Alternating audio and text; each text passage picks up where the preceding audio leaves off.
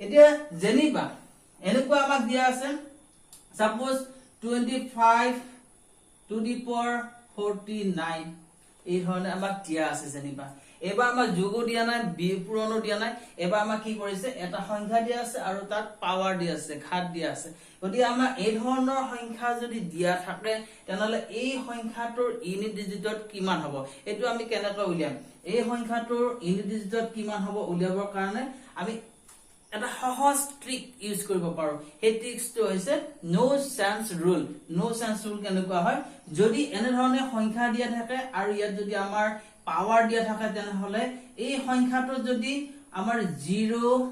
1 5 বা 6 এই ডিজিট কেইটাৰ যিকোনো এটা যদি ডিজিট থাকে তেনেহলে তাৰ এনসাৰটো হ'ব এই ডিজিটটো হ'ব তাৰ এনসাৰ অৰ্থাৎ 25 to the power 49 ৰ যদি আমি পূৰণ কৰি গৈ থাকো 25 ক যদি 49 বাৰ পূৰণ কৰি গৈ থাকো তেনে যিটো সংখ্যা পাম তাৰ ইউনিট ডিজিটটো হ'ব 5 অৰ্থাৎ আমাৰ যিটো সংখ্যা দিয়া থাকিব যিটো বেস থাকিব সেই বেসত যদি 0 1 5 বা 6 থাকে তেনেহলে ইয়া কোনো ইউনিট ডিজিটৰ কোনো পৰিৱৰ্তন হয় যিটো ইউনিট ডিজিট ইয়াত আছে সেইটোৱে হ'ব আমাৰ এনসাৰ গতিকে আমাৰ এই কেইটা থাকিলে আমাৰ ৰুলটো কি হ'ব নো চেঞ্জ ৰুল অৰ্থাৎ কোনো পৰিৱৰ্তন নহয় যি ইউনিট ডিজিট থাকিব সেই ইউনিট ডিজিটটোৱে হ'ব তাৰ এনসার ইয়াতে যিমানে নাথাকক 49 নহয় 49 5 6 7 অথবা 8 9 আৰু কিবা তেনেকুৱা থাকিলো যিমান ডাঙৰ সংখ্যা যিমান ডাঙৰ পাৱাৰ নাথাকক কিয় তাৰ আনসাৰ সদায় 5 এ হ'ব সেইখানেকৈ আমি আৰু যদি এটা উদাহৰণ লওঁ suppose 2 6 26 to the power 59 suppose এই ধৰণে লৈছো তেতিয়াও তাৰ আনসাৰ কি হ'ব ইয়াৰ আনসাৰ হ'ব 6 কাৰণ এই ইউনিট ডিজিটত কি আছে 6 আছে গতিকে ইউনিট ডিজিটত যদি 6 থাকে আমি কি ৰুল এপ্লাই কৰিব লাগিব নো চেঞ্জ ৰুল যিটো ইউনিট ডিজিট হয় সেইটোৱে হ'ব আনসাৰ ইয়াতে পাৱাৰ আমাৰ 59 আছে 59 নাথাকে 591 থাকিব পাৰে 593 5913 59135 এটো যিমান ডাঙৰ পাৱাৰে নহক কিয় তাৰ এনসাৰ কি হ'ব সেই ইউনিট ডিজিটটোৱে হ'ব তাৰ এনসাৰ এবাৰ আমি আন এটা উদাহৰণ লওঁ সাপোজ 761 to the power 23 এটা এই সংখ্যাটোৰ যদি আমি ইউনিট ডিজিট কিমান হয় এটো উলিয়াব লগা হয় তেতিয়াহলে আমি 761 ক 23 বাৰ পূৰণ কৰি ইউনিট ডিজিট উলিয়াব লগা হলে তেতিয়াহলে আমাৰ যথেষ্ট সময় লাগিব গতিকে আমাৰ যেটো নো চেঞ্জ ৰুল আছে হে নো চেঞ্জ ৰুলটো প্ৰয়োগ কৰি আমি নিমিষতে এই কোৱেশ্চনটোৰ আনসাৰ কৰিব পাৰো ওটা 761 to the power 23 ইয়াৰ ইউনিট ডিজিটটো হ'ব 1 কিয় ইউনিট ডিজিটটো 1 হ'ব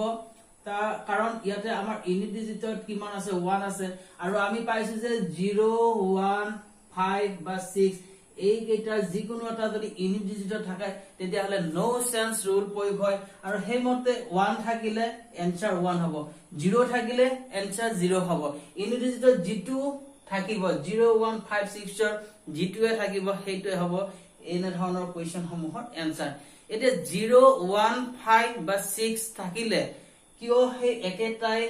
তাৰ এনসাৰ হয় কিয় তাৰ সেন্স নহয় তাৰ কাৰণটো মই ক'ব বিচাৰিছো কাৰণ যদি আমি 0 টো সাপোজ ল 0 টো আমি জি পাৱাৰে নিদু কিয় 0 যদি আমি পাৱাৰ 2 দিও তেতিয়াহলে 0 হ'ব 0 টো পাৱাৰ যদি আমি 3 দিও তেতিয়াও 0 হ'ব 0 টো পাৱাৰ আমি যদি 5 দিও তেতিয়াও 0 হৈ থাকিব গতে সেই কাৰণে 0 টোৰ সেন্স নহয় 0 টো পাৱাৰ যিমান দিয়া থাকিলো তাৰ এনসাৰ 0 হৈ থাকিব সেই ধৰণে যদি আমি 1 চাম 1 ৰ পাৱাৰ যদি আমি 3 দিও 1 এ হৈ থাকিব 1 ৰ পাৱাৰ আমি যদি 10 দিও 1 এ হৈ থাকিব 1 ৰ পাৱাৰ যদি আমি 20 দিও তেতিয়াও 1 এ হৈ থাকিব এই ধৰণে 5 ৰ যদি আমি স্কয়াৰ দিলো পাৱাৰ যদি আমি স্কয়াৰ দিও তেতিয়াহলে কিমান হ'ব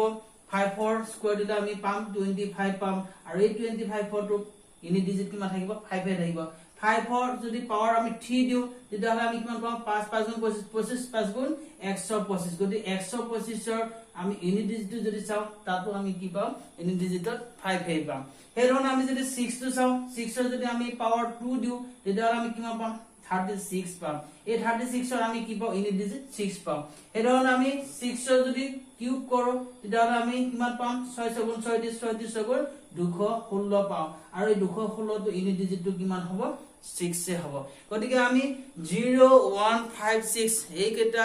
যিকোনো আমি যদি পাৱাৰ দিও তাৰ ওপৰত যিকোনো আমি পাৱাৰ দিও তেতিয়াহলে তাৰ মানটো তাৰ ইউনিট ডিজিটটো সদায় সেই ডিজিট কেইটাই থাকিব সেই কাৰণে ইয়াত 0156 থাকিলে নো চেঞ্চ ৰুল প্ৰয়োগ হয় আৰু সেই ধৰণে আমি তাৰ এনসাৰটো সহজতে পাওঁ